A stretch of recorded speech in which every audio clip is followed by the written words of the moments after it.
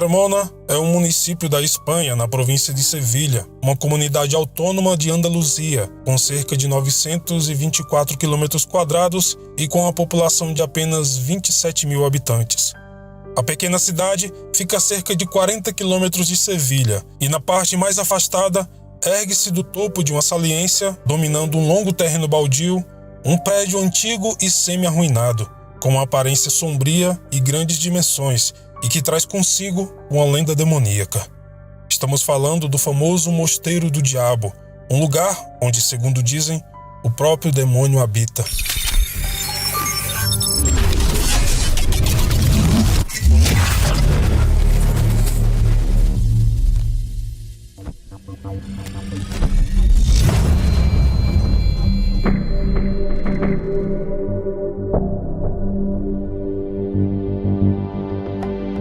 Será necessário imergirmos na história do lugar para podermos entender o porquê da sua fama, uma justificativa que só pode ser compreendida na profundidade do tempo. Uma história emocionante e, ao mesmo tempo, arrepiante. O que conhecemos hoje popularmente como Mosteiro do Diabo, na verdade se chama Huerta de los Frailes, algo como Horta dos Frades ou Jardim dos Frades, mas no século XVII foi batizado como Huerta de San José. São necessários vários nomes para descrever um grande convento como este, em que o mistério e a lenda se fundem aos olhos de tanta gente. A história do maldito lugar se inicia por volta de 1620, quando o mosteiro de frades franciscanos e dominicanos foi fundado nesta vasta extensão de terra para acolhimento e iniciação dos noviços. Mas algo que pode deixar alguns pesquisadores confusos é o fato de que, nos arquivos antigos da cidade de Carmona, não existe nenhum documento que comprove a existência deste mosteiro. É como se o tempo tivesse tentado apagar seus rastros para encobrir algum momento terrível do seu passado. Mas, na verdade, existem apenas 2 documentos que comprovam a existência física e história do lugar. O primeiro documento nos fala sobre uma doação, na forma de comida, feita pela prefeitura para impedir que os monges morressem de fome. O segundo desses documentos foi encontrado no arquivo histórico da prefeitura de Carmona e talvez, apesar de ser o mais extenso dos 2, seja o mais misterioso. Neste arquivo histórico, nos deparamos com um documento confuso e chocante que foi escrito pelo tabelião José Díaz Alarcón, que colheu o depoimento do único sobrevivente de um terrível incêndio que teria acontecido no monastério, o frade dominicano Juan Rodrigues Perea. No dia do relato, estavam como testemunhas autoridades e outras forças públicas e religiosas.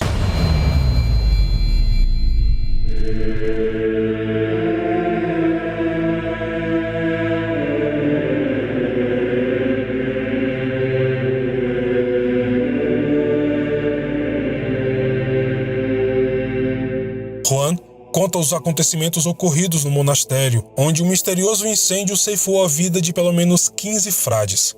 Como disse, o documento é confuso e cheio de falhas, com algumas páginas faltando, onde não podemos precisar 100% a sua autoria. O relato do frade é o seguinte: eu, senhores, tornei-me frade dominicano no convento de São José, onde entrei no noviçado há 3 anos. Na manhã de 2 de novembro deste ano de Nosso Senhor, 1680, entrou, vindo de Cantilhana, um aspirante ao noviçado que disse que seu nome era Dom Jaime Malvidas e foi aceito com plena satisfação de todos no convento. Esse homem era alto, com sobrancelhas espessas, nariz aquilino e rosto tão magro quanto de uma espada. Eu nunca o vi na companhia de outros frades no jardim ou na capela. Ele era realmente alguém estranho. Eu, senhores, não sei como aconteceu que na manhã, dia 20 de novembro deste ano de Nosso Senhor, quando acordei, encontrei a porta da minha cela aberta, como era de costume, porque, como vocês sabem, todas as noites eles nos trancam e de manhã destrancam, e acreditando eu que ainda era muito cedo, me entreguei a profundas meditações. Depois de meditar por um tempo, eu finalmente ouvi alguns passos fracos vindos do corredor e parando bem aos pés da minha cela. Na porta, ouvi uma batida suave, mas ela não se abriu, e para minha surpresa, quando abri a porta, não havia ninguém. Quando vi que as portas das celas dos meus companheiros também estavam abertas, foi quando pensei que talvez a primeira missa já tivesse começado, e eu teria adormecido e me atrasado. Depois, corri em direção à capela. Quando cheguei lá, não vi ninguém. De repente, senti um calor que passou pela minha garganta e foi até o peito. Neste momento, ouvi alguns lamentos em voz alta, que aparentemente vinham da cozinha que ficava ao lado da capela. Quando cheguei à cozinha, os gemidos eram ouvidos mais alto dentro de mim, o que me fez achar que era eu quem os produzia. Mas logo percebi que o lugar de sua origem era o porão, e sem pensar, me vi descendo seus degraus íngremes. Maldição, senhores. Maldito o momento em que entrei naquele lugar, porque quando eu entrei, encontrei o Frei e outros frades pendurados em ganchos, onde costumávamos pendurar porcos, presuntos e salsichas. Eu, senhores, quando vi aquele quadro infernal e sangrento, comecei a ver seres pequenos que se aglomeravam em torno dos cadáveres e comiam sua carne. Naquele momento, tive um desmaio passageiro, e quando voltei a mim, pude ver, senhores, eles se juntaram próximo a mim. Estes seres tinham um aspecto nojento. Olhando para mim, um deles disse estas palavras: "Eu deixo você viver para que você possa proclamar minha vinda ao mundo." E eu podia ver, senhores, como os seres se reuniram em um único ser de repugnante aparência. Era o próprio demônio na minha frente. Então, um incêndio começou a se espalhar pelo porão. Eu não conseguia mover nenhum músculo, e quando consegui, a mesma voz a que me referi anteriormente disse novamente: "Vá e diga que Satanás está aqui." O mais estranho de tudo, senhores, é que o noviço Dom Jaime Malvidas não estava lá, e seu corpo não foi achado. Então lhes pergunto, seria ele o próprio Satanás?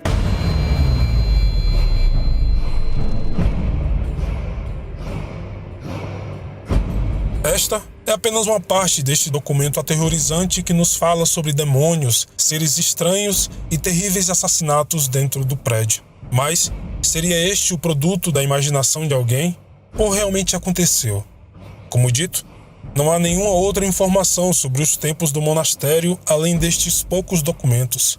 Historiadores especulam que o documento seja falso, tendo sido redigido mais de um século após os supostos acontecimentos. Mesmo assim, o caso não perde sua validade ou sua realidade misteriosa.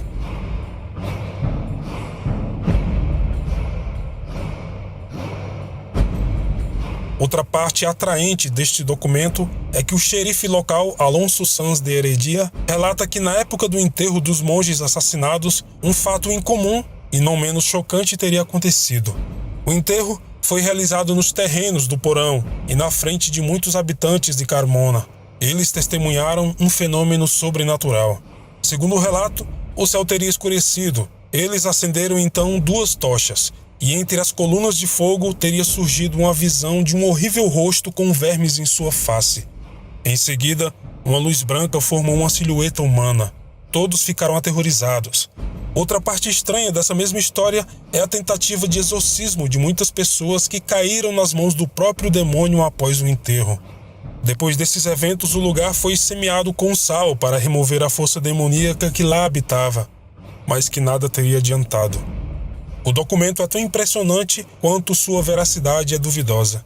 Por uma bula papal, a cidade de Carmona recebeu ordens para realizar missas e procissões por 2 anos para expurgar o mal que rondava o monastério. Todo o documento a que nos referimos foi assinado na época pelo arcebispo Geres, e se for verdade, o que é quase impossível de se comprovar, o documento teria um respaldo inquestionável e credibilidade do que teria acontecido ali no século XVII.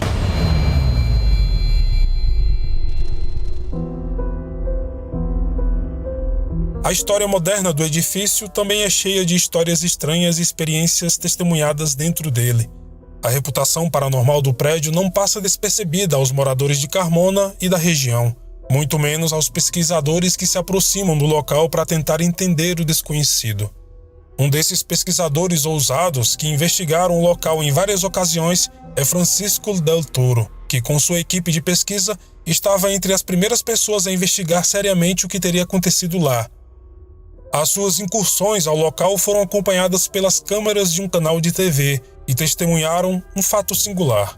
Francisco disse que quando estava entrando no prédio, sentiu uma vibração no solo e foi então que ele e sua equipe teriam visto uma espécie de luz, uma esfera luminosa ou algo semelhante que se movia por uma das galerias. Francisco pediu ao seu câmera para se apressar em filmar o acontecimento, mas segundo eles, assim que a câmera foi ligada, a luz se dissipou no ar.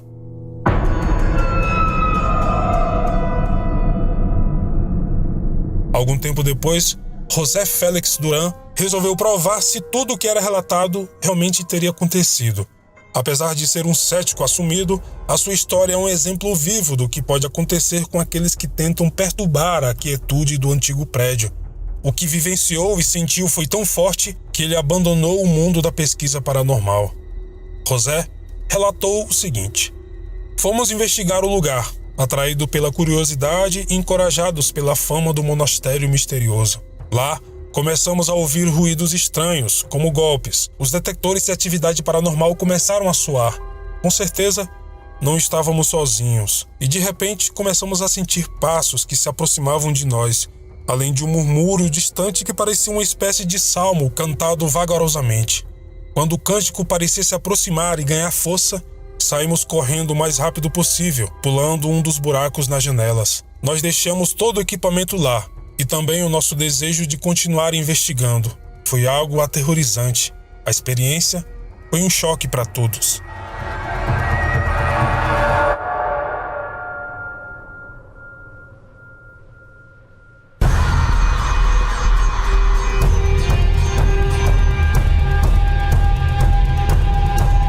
Com o passar dos anos, o local se tornou uma espécie de santuário de adoração ao demônio. Lá, podemos encontrar vestígios de sessões de Ouija, e não é estranho também encontrar vestígios de estrelas de 5 pontas ou bastões desenhados no chão, ao lado de velas negras e todo tipo de adoração satânica e práticas ocultas. Houve casos e testemunhas de visões de estranhos seres luminosos ou esferas de luz que percorrem os restos do edifício. Dizem que detectores de atividade paranormal saltam vertiginosamente e carcaças de animais mortos em rituais existem aos montes. O lugar cheira a morte, dizem alguns visitantes.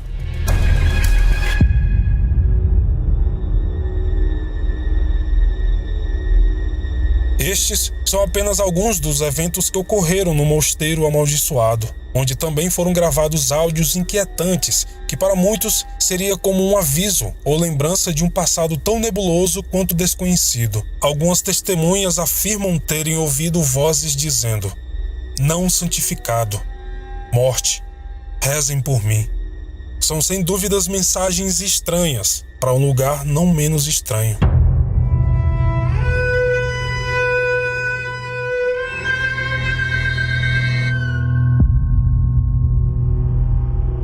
O famoso pesquisador paranormal, o espanhol Luis Mariano Fernández, diz ter passado quase um ano fazendo uma investigação silenciosa no mosteiro, reunindo informações, testemunhos, dados e tentando coletar evidências ou vestígios paranormais. Mas ele disse não ter encontrado nada que comprove uma atividade paranormal no lugar. O documento citado no início do vídeo até hoje tem a sua veracidade contestada por centenas de historiadores e paleógrafos, deixando parecer que tudo não passa de uma lenda e fruto da imaginação fértil de pessoas predispostas a acreditarem nas manifestações do além. Alguns acreditam que tudo não passe de uma propaganda para atrair turistas, e Luis Mariano até fez um convite em suas redes sociais. Ele pretende levar o máximo de pessoas possíveis em grupos separados para passar uma noite no local e provar que tudo não passa de fantasia. O convite foi feito há mais de 2 anos e até hoje ninguém se dispôs. E você? Teria coragem de aceitar este convite?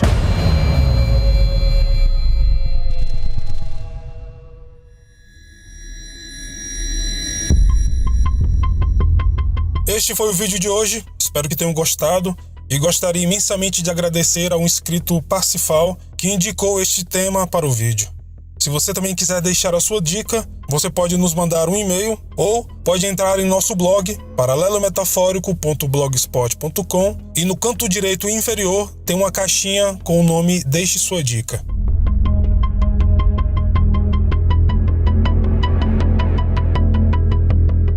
Hoje o canal tem pouco mais de 45 mil inscritos e eu gostaria de agradecer este número alcançado respondendo algumas perguntas ou curiosidades que vocês tenham sobre o canal ou sobre mim. Pode ser na questão de produção, pesquisa ou até mesmo algum assunto pessoal que vocês queiram perguntar. Para isso, hoje eu fiz uma postagem no Instagram do canal. O link está aqui na descrição. Eu só irei responder as perguntas feitas nesta postagem do Instagram.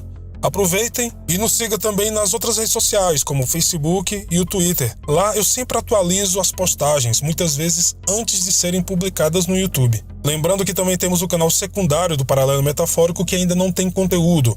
Ele é um stand-by caso este canal caia, porque infelizmente não passa um mês sem receber alguma notificação do YouTuber por conteúdo impróprio. Infelizmente. Mas em breve irei alimentá-lo também como forma de podcast. Bem, no mais é isso.